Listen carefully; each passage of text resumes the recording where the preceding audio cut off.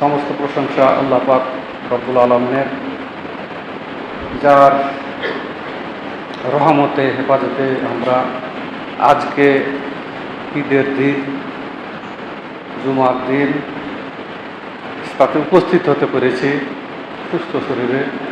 তার শুকরিয়া স্বরূপ বলে আলহামদুলিল্লাহ।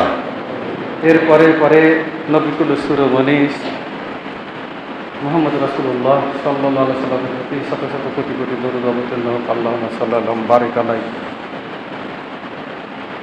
শ্রদ্ধেয় মুসল্লি, শ্রদ্ধেয় উলামায়ে দ্বীন, আপনাদের সামনে সূরা মায়দার ৪৮ নম্বর একটা আয়াতে কারিমা পাঠ করেছি। এই আয়াতে কারিমার ব্যাখ্যা জ্ঞান সাধ্য করে আমি আর খুতবা শেষ করবো। আমার তৌফিক ইল্লা বিল্লাহ। এই আয়াতে কারিমার উদ্দেশ্য যেটা হচ্ছে, একটা হচ্ছে শরিয়ত আর একটা হচ্ছে মানহাজ। তো শরীয়ত সম্বন্ধে মানুষের একটা ধারণা আছে, মানহাজ সম্বন্ধেও আছে। তো আমি আজকে স্বল্প পরিসরে আকীদা ও মানহাজ একটা গুরুত্বপূর্ণ বিষয়, সেটা সম্পর্কে কিছুটা আলোকপাত করব ইনশাআল্লাহ।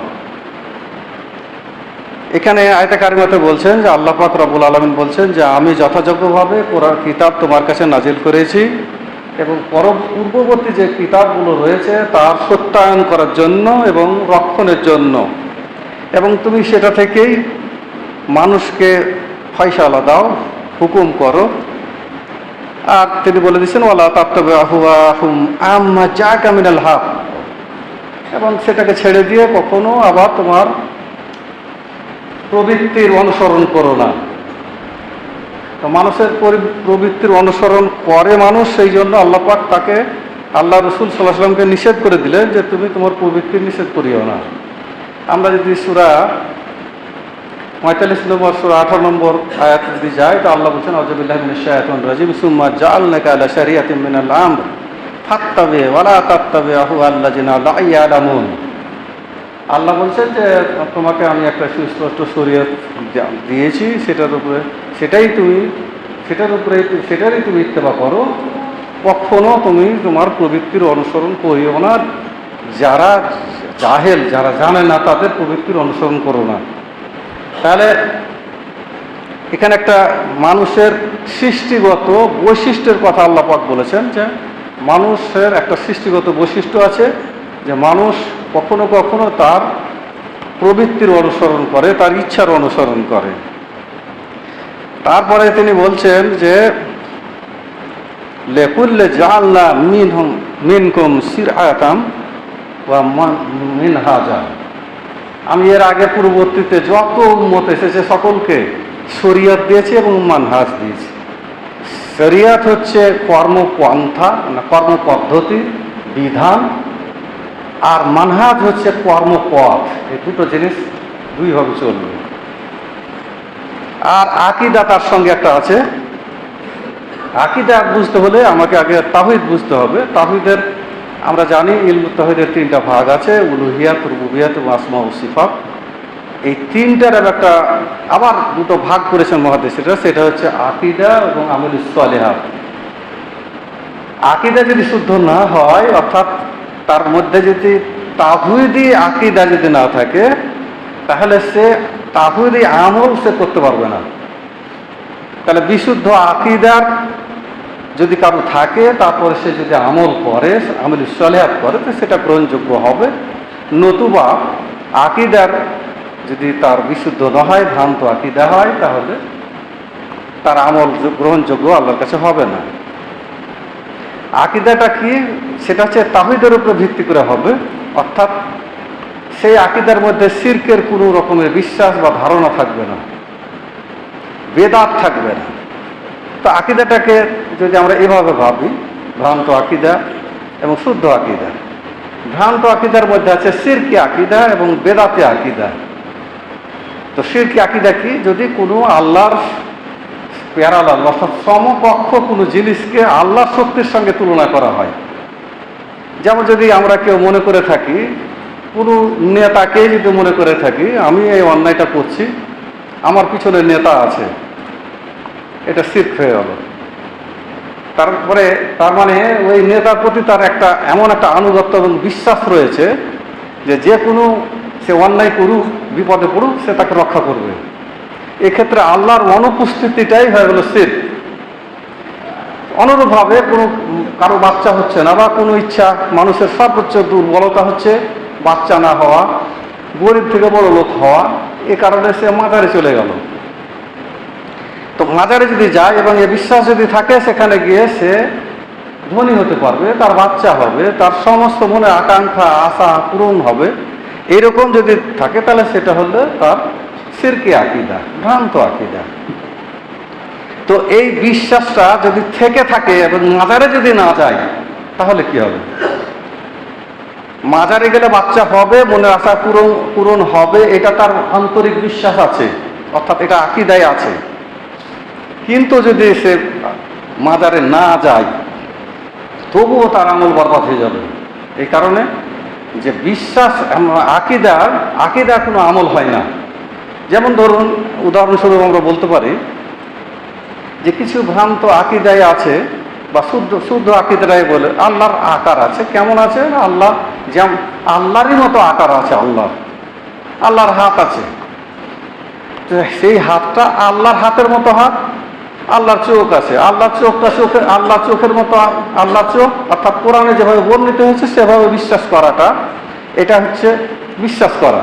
তো এই বিশ্বাসটা, এর কোনো কাজ নেই, শুধু অন্তরে ধারণ করাটাই হচ্ছে আকীদা। এখন বেদাতি আকীদার মধ্যে কিছু লোক বলছে যে আল্লাহর রাসূল সাল্লাল্লাহু আলাইহি ওয়াসাল্লাম নূরের তৈরি, তাহলে এটা বিদাতি আকীদা। তো এখানে আমি যদি মনে করি যে আল্লাহ রাসূল সাল্লাল্লাহু আলাইহি ওয়াসাল্লাম নূরের তৈরি নয়, আমাদের মতোই মানুষ ছিলেন, এবং তার প্রতি ওহী হতো, কোরআন মাজিদে অসংখ্য জায়গায় আল্লাহ পাক রব্বুল আলামিন উল্লেখ করেছেন। তো এখানে কিন্তু আল্লাহর যে রাসূলুল্লাহ সাল্লাল্লাহু আলাইহি ওয়াসাল্লামের যে তৈরি সৃষ্টিগত যে বৈশিষ্ট্য, সেটা যে মাটির তৈরি, সেটা যদি আমরা বিশ্বাস রাখি, এখানে কিন্তু করার কিছু নেই। আল্লাহ রাসূল, কিছু লোকের বিশ্বাস আছে যে রাসূলুল্লাহ সাল্লাল্লাহু আলাইহি ওয়াসাল্লাম গায়েব জানতেন। তো গায়েব জানতেন, ওরা কিন্তু সেই হিসাবে কোনো আমল করে না, কিন্তু ভ্রান্ত আকীদা থাকার কারণে তার আমল বরবাদ হয়ে যাবে। আমরা যদি রাসূলুল্লাহ সাল্লাল্লাহু আলাইহি ওয়াসাল্লামের ইলমে গায়েব ছিল না, যেটা কোরআন মাজিদে বর্ণিত হয়েছে 4-5টা আয়াতে, তা আমরা যদি এটাকে বিশ্বাস করি, তো বিশ্বাস করার পরে এর উপরে কোনো কাজ নেই, কোনো কাজ করা বোঝাচ্ছে না, শুধু এটাকে আমার অন্তরে সুস্পষ্টভাবে স্থাপন করে দেওয়া, আমার আকীদায় তৈরি করে দেওয়া, বিশুদ্ধ আকীদা তৈরি করে দেওয়া। এই শুদ্ধ আকীদা যখন তৈরি হয়ে যাবে, তখন আমি যে আমলগুলো করব, সে আমলগুলো যদি তাওহীদি আমল হয়, অর্থাৎ রাসূলুল্লাহ সাল্লাল্লাহু আলাইহি ওয়াসাল্লামের সমর্থিত আমল হয় এবং আল্লাহর জন্য খাস যদি হয়ে যায়, তাহলে সেই আমল আল্লাহর কাছে গ্রহণযোগ্য হবে এবং সেটা আমলুস সলিহাত হবে।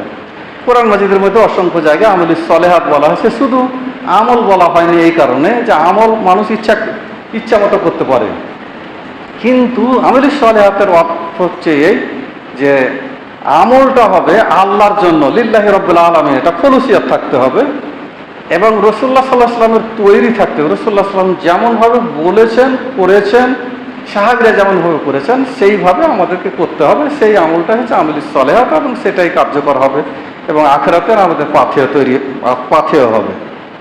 এখন কথা হচ্ছে, এই শুদ্ধ আকীদার ভিত্তি তাওহীদের উপর হলো, এবং এই শুদ্ধ আকীদা কাদের ছিল, কাদের থেকে আমাদের আকীদা গ্রহণ করতে হবে, 1 নম্বর প্রশ্ন। এবং কাদের মানহাজ আমাদের গ্রহণ করতে হবে কথাটা এই কারণে হচ্ছে যে আমাদের যা চারিত্রিক বৈশিষ্ট্য, এখন আমলগত বৈশিষ্ট্য, আকীদাগত বৈশিষ্ট্য যে বিভ্রান্তি দেখা দিচ্ছে, সেই জন্য সেই পরিস্থিতিতে এখন আমাদের এই প্রশ্ন উঠছে যে আমাদেরকে কোন আকীদা গ্রহণ করতে হবে, কোন মানহাজ গ্রহণ করতে হবে। আকীদা গ্রহণ করা এবং মানহাজ গ্রহণ করার যে একটা চূড়ান্ত উদ্দেশ্য হচ্ছে আল্লাহর সন্তুষ্টি, আল্লাহর ভালোবাসা, আল্লাহর মুহাব্বত, আল্লাহর মাগফিরাত, রহমত, এবং সর্বশেষ হচ্ছে নাজাত। এই কটা উদ্দেশ্যকে সামনে রেখে আমাদেরকে শুদ্ধ আকীদা শুদ্ধ আকীদার বর্ণনা খুব সংক্ষেপে করলাম, বেশি করার সময় নেই। শুদ্ধ আকীদা আমাদের নিতে হবে সাহাবীদের কাছ থেকে, রাসূলুল্লাহ সাল্লাল্লাহু আলাইহি ওয়াসাল্লামের কাছ থেকে, কোরআন মাজিদ থেকে, সহিহ হাদিস থেকে আমাদের আকীদা গ্রহণ করতে হবে। যে সমস্ত কথা কোরআন মাজিদে আল্লাহ পাক রব্বুল আলামিন যে সমস্ত শুদ্ধ আকীদার কথা বলেছেন, সাহাবীরা যেভাবে শুদ্ধ আকীদা পোষণ করতেন, সেই আকীদা, সেই বিশ্বাস আমাদের মধ্যে আনতে হবে। তাহলেই আমাদের আমল যে আছে সে আমলগুলো আমলুস সালিহাত হবে। আমলও যদি কিছু ত্রুটিও হয়ে যায়, কিছু অক্ষমতার কারণে, জ্ঞানের অভাবে, সব জ্ঞানের অভাবে, আল্লাহ সেটাকে মাফ করে দেবেন। কিন্তু আকীদায় যদি আপনার ত্রুটি থাকে, তাহলে সেই ত্রুটিজনিত আকীদার কারণে শুদ্ধ আমলও আপনার বরবাদ হয়ে যাবে। আর একটা বলা বাহুল্য যে শুদ্ধ আকীদা যদি তৈরি না হয়, তাহলে শুদ্ধ আমল তার পক্ষে কোনো মতেই সম্ভবপর নয়। সেই জন্য শুদ্ধ আকীদা আমরা নিব কোরআন মাজিদ থেকে, সহিহ হাদিস থেকে, আল্লাহ রাসূলুল্লাহ সাল্লাল্লাহু আলাইহি ওয়াসাল্লামের কাছ থেকে এবং সাহাবীদের কাছ থেকে। সাহাবীরা যেভাবে আকীদা পোষণ করতেন, সেই আকীদা আমাদের গ্রহণ করতে হবে। মানহাজটা কার নেব? এই সহিহ আকীদার উপরে প্রতিষ্ঠিত সাহাবীরা যে মানহাজের উপরে ছিলেন, সেই মানহাজটা আমাদের গ্রহণ করতে হবে। কীরকম মানহাজ তাদের ছিল সেটা যদি আমরা একটু খুব সংক্ষেপে ব্যাখ্যা করি, সেটা হচ্ছে যে রাসূলুল্লাহ সাল্লাল্লাহু আলাইহি ওয়াসাল্লাম যেভাবে আমল করেছেন, যেভাবে মানুষের সঙ্গে ব্যবহার করেছেন, পারিবারিক জীবনে, সামাজিক জীবনে, রাজনৈতিক জীবনে, ব্যক্তিগত জীবনে যে সমস্ত কাজগুলো করেছেন এবং যেভাবে ইবাদত করেছেন, সেই ইবাদতটাকে আল্লাহর রাসূল সাল্লাল্লাহু আলাইহি ওয়াসাল্লামের সাহাবীরা হুবহু অনুকরণ করেছেন। বলা যেতে পারে রাসূলুল্লাহ সাল্লাল্লাহু আলাইহি ওয়াসাল্লামের চরিত্রকে, রাসূলুল্লাহ সাল্লাল্লাহু আলাইহি ওয়াসাল্লামের আমলকে তারা গ্রহণ করেছেন, একেবারে হুবহু বা জেরক্স করে নিয়েছেন বলা যেতে পারে। তো সেই জেরক্সটা যে মানুষ গ্রহণ করে নিতে পারবে, অর্থাৎ সেই যে মানহাজকে গ্রহণ করে নিতে পারবে, সেই তারাই কিন্তু পারলৌকিক সাফল্য লাভ করতে পারবে। এখন কথা হচ্ছে যে তাদের মানহাজটা কেমন ছিল, যে কিভাবে তারা রাসূলুল্লাহ সাল্লাল্লাহু আলাইহি ওয়াসাল্লামের আনুগত্য এবং অনুসরণ করতেন।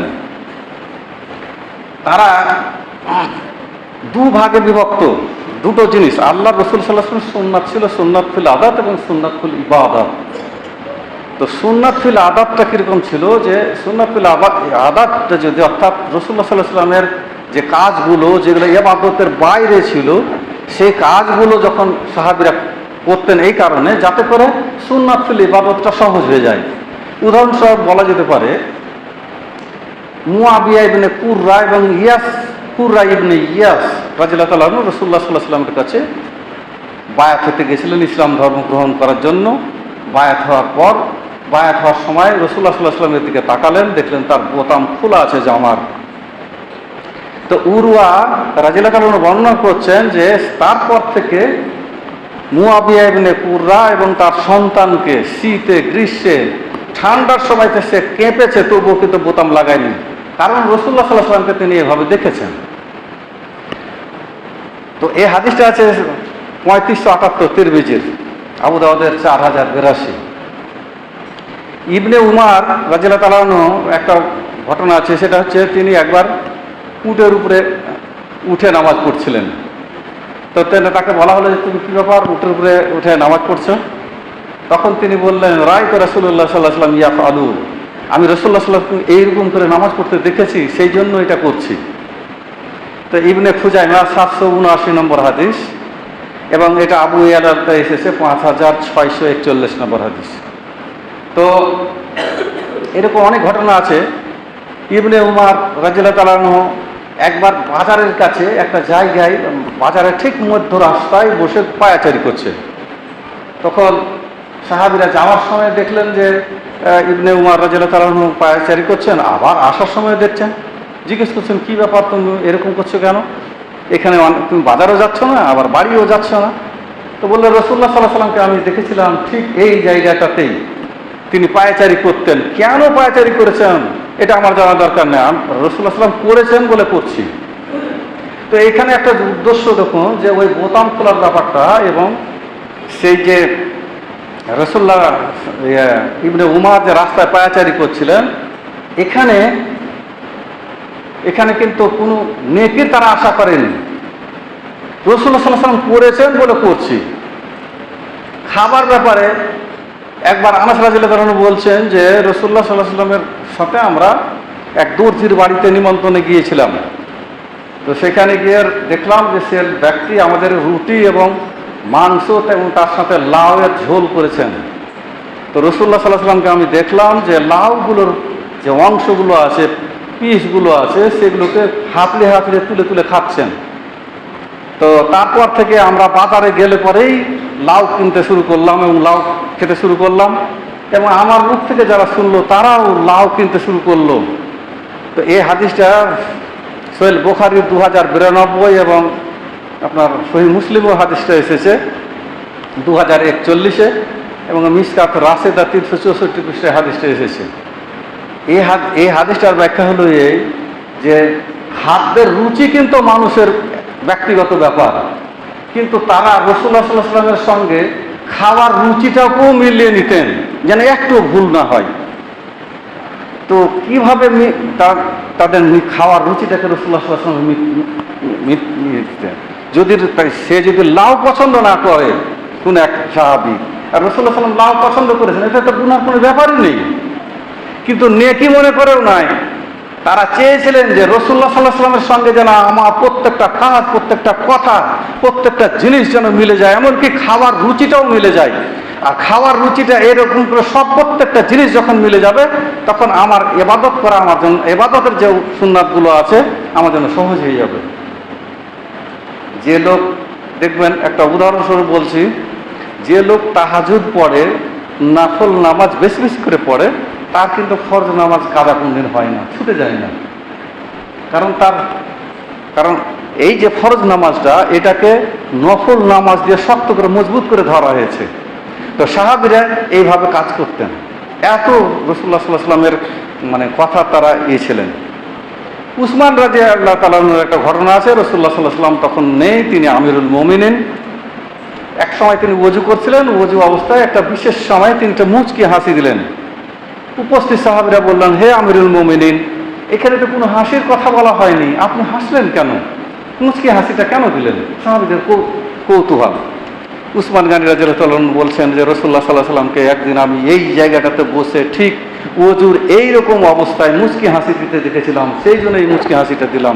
এটারই নাম হচ্ছে অনুকরণ, অনুসরণ, ইত্তেবা। এই ইত্তেবা যারা করেছিলেন তাদের আকীদা কত মজবুত ছিল আর তাদের মানহাজ কত মজবুত ছিল। তারা রাসূলুল্লাহ সাল্লাল্লাহু আলাইহি ওয়াসাল্লামকে কিভাবে বিশ্বাস করতেন, একটা হাদিস বলি, তাহলে মানহাজটা বুঝতে আপনাদের সুবিধা হবে। একজন বেদুইন রাসূলুল্লাহ সাল্লাল্লাহু আলাইহি ওয়াসাল্লামের কাছে একটা ঘোড়া বিক্রি করেছে। কাইস বিন সাওয়া সেই লোকটার নাম। বিক্রি করার পর হঠাৎ তার দু একদিন পরে এসে বলছে, ঘোড়াটা আপনি ফেরত দেন, আপনার কাছে আমি ঘোড়া বিক্রি করিনি। অথচ রাসূলুল্লাহ সাল্লাল্লাহু আলাইহি ওয়াসাল্লাম কাছে বিক্রি করেছেন। আর সেখানে উপস্থিত ছিলেন এই কথা বলার সময় খুজাইমা ইবনে সাবিত রাদিয়াল্লাহু তাআলা আনহু। খুজাইমা ইবনে সাবিত রাদিয়াল্লাহু তাআলা আনহু বলছেন যে, ওহে, এটা তো রাসূলুল্লাহ সাল্লাল্লাহু আলাইহি ওয়াসাল্লাম তোমার কাছে ঘোড়াটা কিনেছেন ন্যায্য পয়সা দিয়ে, তুমি আবার অস্বীকার করছো কেন? রাসূলুল্লাহ সাল্লাল্লাহু আলাইহি ওয়াসাল্লাম খুজাইমা রাদিয়াল্লাহু তাআলা আনহুর মুখের দিকে তাকিয়ে বললেন, খুজাইমা, আমি যখন ঘোড়াটা কিনি তখন তো তুমি উপস্থিত ছিলে না, তুমি কেমন করে সাক্ষীটা দিয়ে দিলে? তখন তিনি উত্তরে বললেন, ইয়া আল্লাহর রাসূল সাল্লাল্লাহু আলাইহি সাল্লাম, আমি জানি আল্লাহর রাসূল সাল্লাল্লাহু আলাইহি ওয়াসাল্লাম কোনোদিন মিথ্যা কথা বলেনি আর কোনোদিন মিথ্যা কথা বলতে পারে না। এই জন্য আমি উপস্থিত থাকি আর না থাকি, এ কথা সত্য যে আপনি ঘোড়াটা কিনেছেন। সেই সময় আল্লাহ রাসূল সাল্লাল্লাহু আলাইহি ওয়াসাল্লাম তার ঘোষণা দিয়ে দিলেন, খুজাইমা ইবনে সাবিত রাদিয়াল্লাহু তাআলা আনহু যখন কোনো সাক্ষী দিবে তো দুইজনের সাক্ষী, তিনি একাই সাক্ষী দিলে তার দুইজনের সাক্ষী ধরা হবে। তখন তাকে ডবল সাক্ষীওয়ালা সাহাবী বলে তার একটা নাম পড়ে গেল। 3607 আবু দাউদের হাদিস, আর 4547 হচ্ছে আপনার নাসাইর হাদিস। তো এই কথা, এই যে এতটা বিশ্বাস রাসূলুল্লাহ সাল্লাল্লাহু আলাইহি ওয়াসাল্লামকে ছিল, তাদের আকীদা কি ছিল? আরেকটা হাদিস বলি, সহিহ বুখারীর 3471 এবং সহিহ মুসলিমের 2388 নম্বর হাদিস। আল্লাহ রাসূল সাল্লাল্লাহু আলাইহি ওয়াসাল্লাম বলছেন যে একটা উট নিয়ে সাহাবীদের সামনে গল্প করছেন যে একটা লোক একটা গরু নিয়ে যাচ্ছে এবং গরু তার পিঠে উঠে গেছে এবং গরু তখন কথা বলছে যে আমাকে কিন্তু বাহনের জন্য নয়, আল্লাহ আমাকে সৃষ্টি করেছেন তোমার হাল চাষ করার জন্য। তখন উপস্থিত সাহাবদের মধ্যে বলে উঠলেন, গরুও কথা বলে? আল্লাহ রসুল সাল্লাল্লাহু আলাইহি সাল্লাম বললেন, আমি বিশ্বাস তো করি, উমর ফারুক এবং আবু বকর সিদ্দিকও বিশ্বাস করেন। অথচ আবু বকর সিদ্দিক ও উমর ফারুক রাদিয়াল্লাহু আনহু সেখানে উপস্থিত ছিলেন না। তো রাসূলুল্লাহ সাল্লাল্লাহু আলাইহি ওয়াসাল্লাম তাদের বিশ্বাসটাকে, যে রাসূলুল্লাহ সাল্লাল্লাহু আলাইহি ওয়াসাল্লামের কথাকে যে তারা বিশ্বাস করে, সাক্ষাতেও বিশ্বাস করবে, তাহলে বিশ্বাসের জায়গাটা কোন জায়গায় ছিল? এই জায়গায় যাদের এই আকীদা যাদের ছিল, তাদের মানহাজটা কিরকম হতে পারে? সেই মানহাজ আপনাকে গ্রহণ করতে হবে। সেই মানহাজ কি মানহাজ? অনেক এসেছে যে এটাকে আহলে হাদিস বলা হয়েছে। কেন? কোরআন এবং সহিহ হাদিস যারা মানে তারাই আহলে হাদিস। সাহাবীদেরকে আহলে হাদিস বলেছেন। ইমাম সাবি রাহিমাহুল্লাহ, যিনি 500 জন সাহাবীকে চোখে দেখেছেন এবং 48 জন সাহাবীর কাছ থেকে হাদিস শিক্ষা গ্রহণ করেছেন। হেদায়াত প্রথম খণ্ডে এই হাদিসটা এসেছে, এই বর্ণনাটা এসেছে। তিনি বলেছেন যে আমি আহলে হাদিস ছাড়া অন্য কারোর কাছে হাদিস গ্রহণ করতাম না। আমি যখন বর্ণনা করি তখন আহলে হাদিস বর্ণনা করি। ইমাম শাফি রাহিমাহুল্লাহ বলছেন, আর আমাদের অবস্থার এই উক্তিটা বর্ণনা করছি। ইমাম শাফি রাহিমাহুল্লাহ বলছেন, ইজা রাআইতু রাজুলাম মিন আসহাবিল হাদিস ফাকাআন্নী রাআইতু রাসূলুল্লাহ সাল্লাল্লাহু আলাইহি ওয়াসাল্লাম হাইয়া। তিনি বলছেন যে আমি যখন কোনো আহলে হাদিসের কোনো মানুষকে দেখি, তখন যেন আমি মনে করি যে সত্যিকারের রাসূলুল্লাহ সাল্লাল্লাহু আলাইহি ওয়াসাল্লামকে আমি জীবিত দেখছি। এটা কাদের মানহাজ ছিল? এটা ছিল সাহাবীদের মানহাজ। সেই জন্য আবু হুরায়রা বলছেন, তিনি নিজেকে আউয়ালুল আসহাবিল হাদিস বলে দাবি করেছেন ফিদ দুনিয়া, এই কথা বলেছেন। তাজকিরাতুল হুফাজ, ইমাম জাহাবির লেখা বই, তাতে লেখা আছে যে তিনি নিজেকে প্রথম আহলে হাদিস বলে দাবি করেছেন। এক কথায় বহু প্রমাণ আছে যে রাসূলুল্লাহ সাল্লাল্লাহু আলাইহি ওয়াসাল্লামের সাহাবীদেরকে আহলে হাদিস বলা হয়েছে, কারণ তারা কোরআন এবং সহিহ হাদিস ছাড়া কিছু মানতেন না। তো এই কোরআন এবং সহিহ হাদিস মানার পরে যে মানহাজটা তৈরি হয়েছে, সেটা সাহাবীদের মানহাজ, অর্থাৎ আহলে হাদিস মানহাজ। এই আহলে হাদিস আজকে আমরা আহলে হাদিস দাবি করা সত্ত্বেও আমাদের পজিশন কোথায়? বিভিন্ন হাদিসগুলোকে যদি আমরা থার্মোমিটার বা মানদণ্ড হিসাবে যদি আমরা গ্রহণ করি, তাহলে আমরা বুঝতে পারবো আমরা কোথায় দাঁড়িয়ে আছি। আল্লাহ সাহাবীদের কাছ থেকে ঈমান নিতে বলেছেন, বলা বাহুল্য রাসূলের কাছ থেকে নয়। কারণটা হচ্ছে রাসূলের ঈমান মতো কেউ ঈমান আনতে পারবে না, সাহাবীরা পারেন। সেই জন্য সূরা বাকারা সূরা নম্বর 2 আয়াত নম্বর 37 আল্লাহ বলছেন, আউযু বিল্লাহি মিনাশ শাইতানির রাজিম, ফাইন আমানু বিমিসলি মা আমানতুম বিহি ফাকাদ ইহতাদাউ ওয়া ইন তাওয়াল্লাউ ফাইন্নামা হুম ফি শিকাক।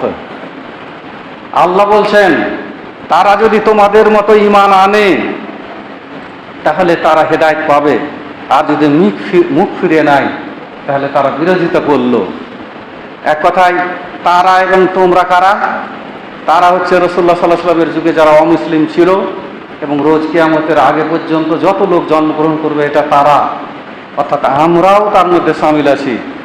এই আমরা সকলেই যদি সাহাবীদের মতো ঈমান আনি তাহলে হেদায়েত পাবো। এটা কার নির্দেশ? শর্ত দেওয়া হয়েছে, যদি ঈমান সাহাবীদের মতো না হয় তাহলে তারা হেদায়েত পাবে না। এখন আমরা এই আয়াতে কারিমাটাকে যদি আমরা একটা মানদণ্ড, একটা স্কেল হিসাবে গ্রহণ করি, থার্মোমিটার হিসাবে দেখি, তাহলে আমরা একটু লাগিয়ে দেখি না আমাদের ঈমান কোন জায়গায় দাঁড়িয়ে আছে। রাসূলুল্লাহ সাল্লাল্লাহু আলাইহি ওয়াসাল্লাম সাহাবীদের সম্বন্ধে বলছেন যে মান সাল্লা সালাতান ওয়াস্তাকবালা কিবলাতানা ওয়া আকালা জাবিহাতানা ফা যালিকাল মুসলিমুল্লাযী লাহু জিম্মাতুল্লাহি ওয়া জিম্মাতু রাসূলিহি। সহিহ বুখারী 391 নম্বর হাদিস। রাসূলুল্লাহ সাল্লাল্লাহু আলাইহি ওয়াসাল্লাম বলছেন, মান সাল্লা সালাতানা, যারা আমাদের মতো করে নামাজ পড়ে, আমাদের কিবলাকে মেনে নেয় এবং আমাদের জবাই করা খাবার খায়, তারাই মুসলিম। তাহলে এখানে চিন্তা করা যাক ব্যাপার, আল্লাহর রাসূল সাল্লাল্লাহু আলাইহি সাল্লাম সালাতানা, অর্থাৎ এখানে না, অর্থাৎ আমাদের কথাটা ব্যবহার করেছেন। এই কারণে এই ব্যবহার করার উদ্দেশ্য হলো রাসূলুল্লাহ সাল্লাল্লাহু আলাইহি ওয়াসাল্লাম সার্টিফিকেট দিচ্ছেন সাহাবীদের সালাতকে, যে তারা রাসূলুল্লাহ সাল্লাল্লাহু আলাইহি ওয়াসাল্লামের মতো করে সালাত আদায় করেন। সেই জন্য বললেন মান সাল্লা সালাতানা সালাতানি, কিন্তু কথাটা না বলে আমার মতো না বলে আমাদের মতো কথাটা বললেন, অর্থাৎ সাহাবীদেরকে জুড়ে দিলেন। এক্ষেত্রে বোঝা যাচ্ছে সাহাবীদের মানহাজ হচ্ছে বিশুদ্ধ মানহাজ, যে মানহাজ আমাদেরকে গ্রহণ করতে হবে। এখন প্রশ্ন হলো, আর 2 মিনিটের মধ্যে সেরে দিচ্ছি, সেটা হচ্ছে যে এই মানহাজ থেকে মানুষ বেরিয়ে যায় কেন? মানুষের কি এমন স্বার্থ আছে? আপনারা জানেন 37 হিজরিতে উসমান গনি রাদিয়াল্লাহু আনহুকে যেভাবে হত্যা করা হয়েছিল, হত্যা করার পরে 4টা মাযহাব তৈরি হয়ে গেছিল, শিয়া, খারেজি, জাহামিয়া, মুতাজিলা, এগুলো সব তৈরি হয়ে গেছিল সেই সময়। তো মানুষ কেন চলে গেল? এই মানহাজ তাকে ভালো লাগলো না কেন? এত মজবুত, এত কোরআন এবং হাদিসের সুস্পষ্ট দলিল থাকা সত্ত্বে তারা চলে গেল কেন?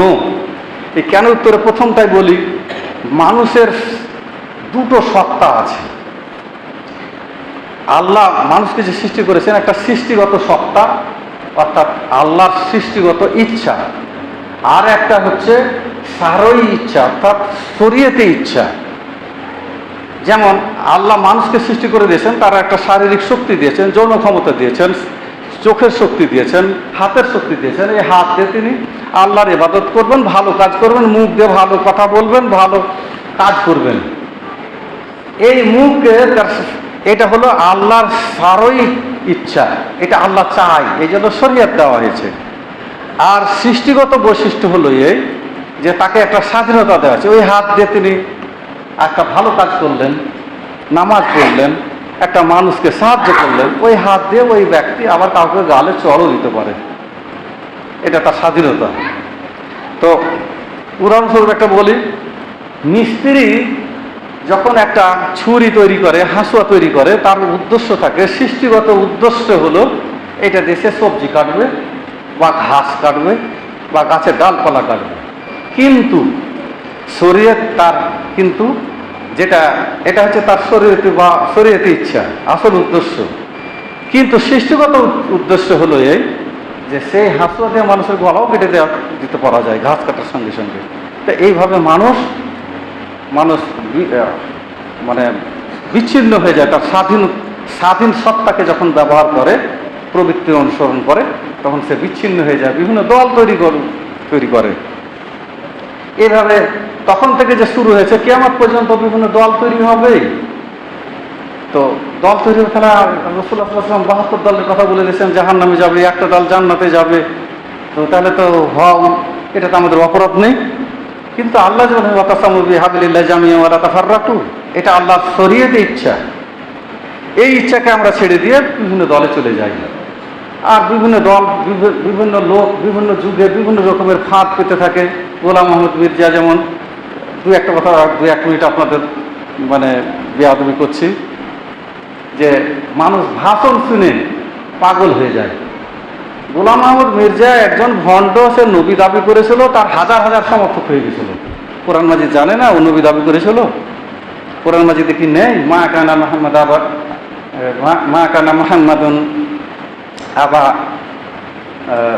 মুহাম্মাদুন আবা আহাদুম রিজালিকুম ওয়ালাকিন রাসূলুল্লাহি ওয়া খাতামান নাবিয়্যিন ওয়ালাকিন্নাল্লাহা বিকুল্লি শাইইন আলিম। এটা পরিষ্কার 1040 নম্বর আয়াতে বলছে আর কোনো নবী আসবে না, অথচ সে নবী দাবি করেছে, নবীর অসংখ্য সমর্থক হয়ে গেছে।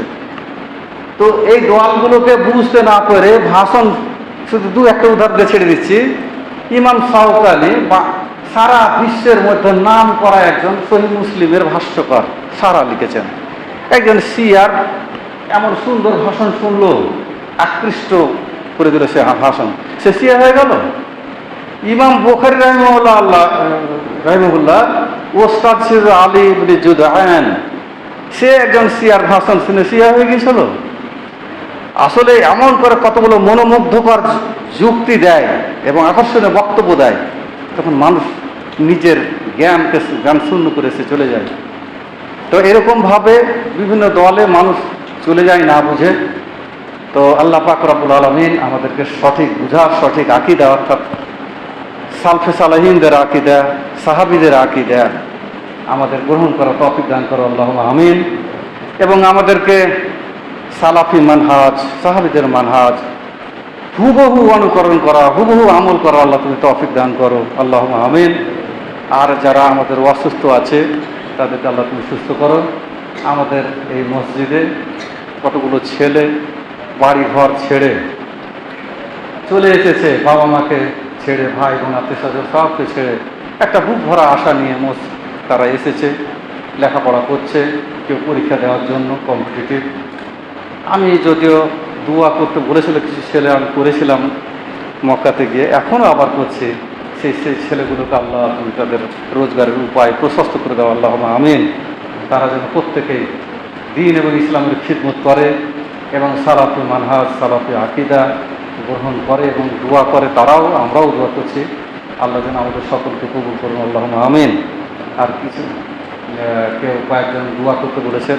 একজন আমাদের বগলাদহের আমাদের ইমাম সাহেবের একজন বিহাইন অসুস্থ, আজকে অপারেশন হচ্ছে। একটু দোয়া করি আল্লাহ যেন সুষ্ঠুভাবে সাফল্য পাই, যেন তার অপারেশনে সুস্থ হয়ে যেন বাড়ি ফিরে আসে।